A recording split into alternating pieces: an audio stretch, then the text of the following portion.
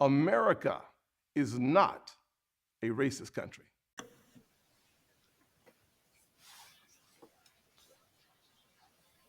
Ladies and gentlemen, hate crimes, unfair policing, national Florida officials push to improve conditions for Black males.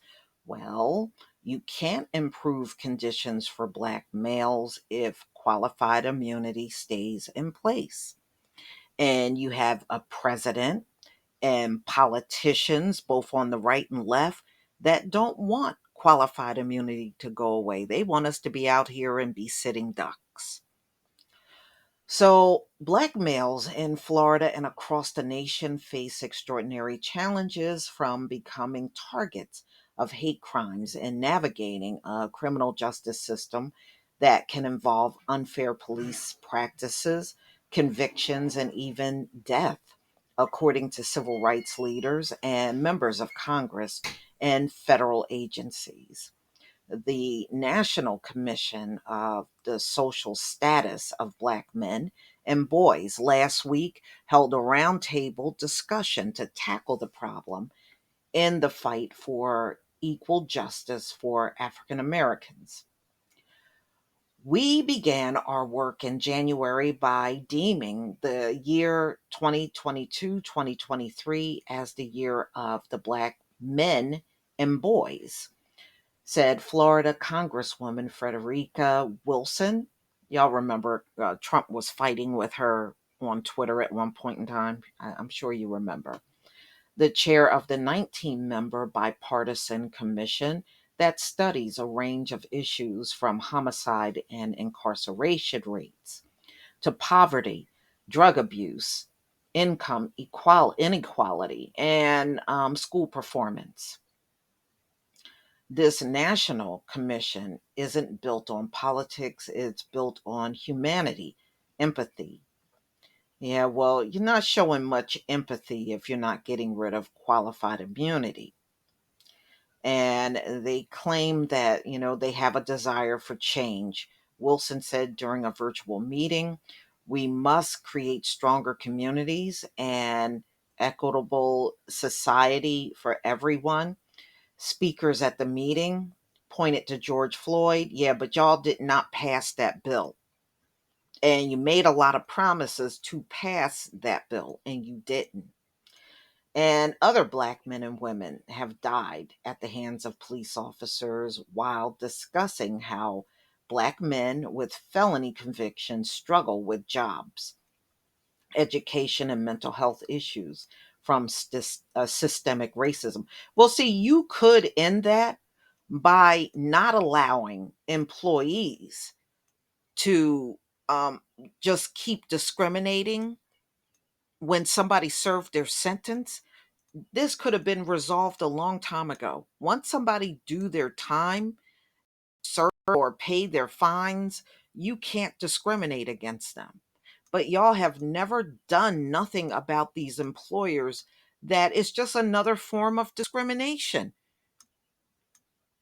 So, it's just like everything else. You talk about it, but you do nothing.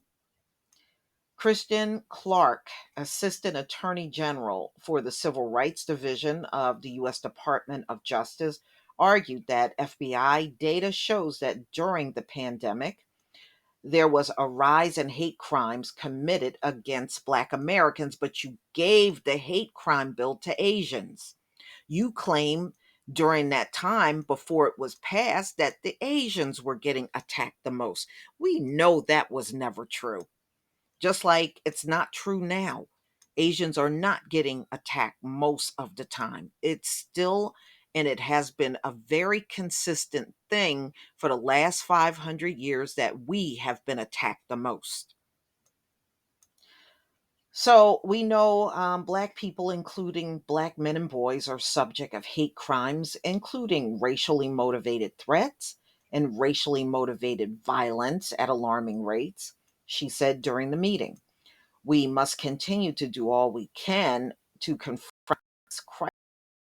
But y'all did not speak up about this before that Asian crime bill was passed.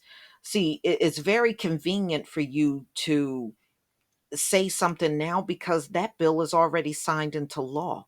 But prior to that, you had these same statistics and numbers, and you knew who was getting attacked the most. But none of these politicians stood up to say a thing.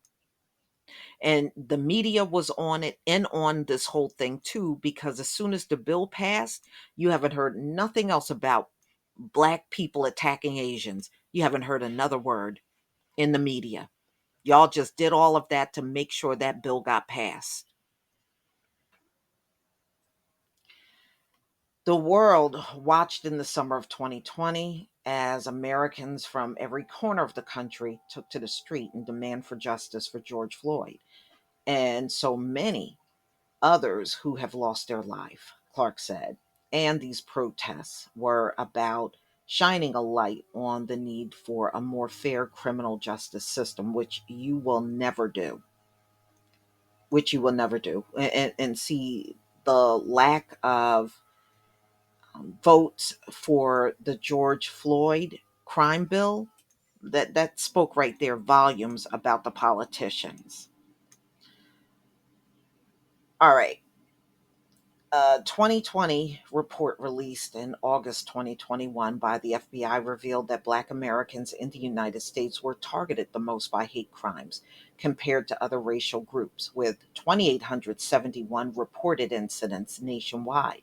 The report shows 869 anti white hate crime incidents, 517 anti Hispanic and Latino incidents, which is far lower than what, Black people are hit with. And 279 incidents against Asians. Asians actually had some of the lowest numbers, but they got the crime bill, y'all. And 211 against anti multi races. I don't know what the hell that is, not unless they mean people that are biracial. In Florida, out of 109 total incidents of hate crimes, 44 occurred against Black Americans, the highest in all racial groups. Again, but you gave the Asians the crime bill.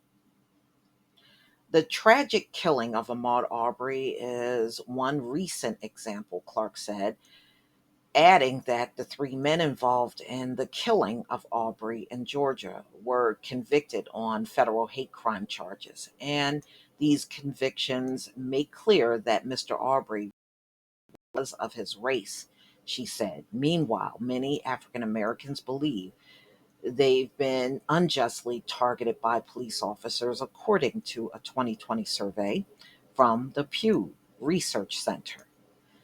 The survey, which involved 9,654 adults in the United States, concluded from June 4th through 10th, 2020, found that 45% of Black Americans say they have been unfairly stopped by police because of their race or ethnicity. But Black men, 64%, were much more likely than Black women, 32%, to say they've been unfairly stopped by law enforcement. Only 9% of white Americans said that has happened to them. 9% is extremely low. Although the majority of law enforcement agencies across the country police our communities with professionalism, no, they don't. Respect integrity, no, they don't. There have been incidents of unlawful use of excessive force and deadly force by individual officers. No, it's not an individual thing, Clark. Let me stop there. See, that's what done because you got too many of these people in high positions. When these things happen on a consistent basis, they try to act like these are individual things happening. No, it's not. It's systemic. It's a culture in America. That's what's happening. Don't you dare try to act like this is individual things. And this is why we get nothing done, because look at the mindset of the people that are in these high positions. We also see systemic unconstitutional policing. carried out by agencies, she said. And these are problems undermine a community trust and public safety. Yes. Civil rights attorney Ben Crump of Tallahassee told Congresswoman Wilson during the meeting that the Black communities continue to see over policing and law enforcement officers using excessive force on unarmed Black people, especially our men and boys. He pointed to various incidents involving Black men who were killed by law enforcement, such as the killing of Floyd by a law enforcement officer in 2020. We have to fight for equal justice for our Black men and boys like never before, Crump said. We thought after George Floyd that we would see some of these atrocities slow down, but yet, time and time again, we get the calls in the middle of the night, and again, another senseless killing of another Black man. Desmond Meade, president of the Florida Rights Restoration Coalition, stressed the importance of empowering Black men and boys around the country, pointing to his own experiences in the criminal justice system. Get greater, get greater. This country can't get greater until Black men and boys who have been impacted by the criminal justice system are empowered, Mead said during a discussion. I really believe that the segment of our society that has been most weakened have been Black men and boys. He said Black men who have felonies face limitations in education, were limited in access to jobs, were limited to democracy, Mead said. Mead is an advocate behind a movement to restore civil rights to thousands of former felons in Florida. Okay, so he's trying to restore their rights. You wouldn't have to do that if these folks weren't allowed to discriminate. So last week during Florida's special legislative session, Republicans approved a 20-8 advantage in Florida's congressional races, destroying or diminishing Black access seats in North and Central Florida. Black lawmakers in the GOP controlled House of Chambers. So they said, this is offensive. At one point, they loudly chanted and wore t shirts. So I guess they went up there and protested, stop the Black attack, and staged a sit in protest that shut down debate over Black representation and redistricting process.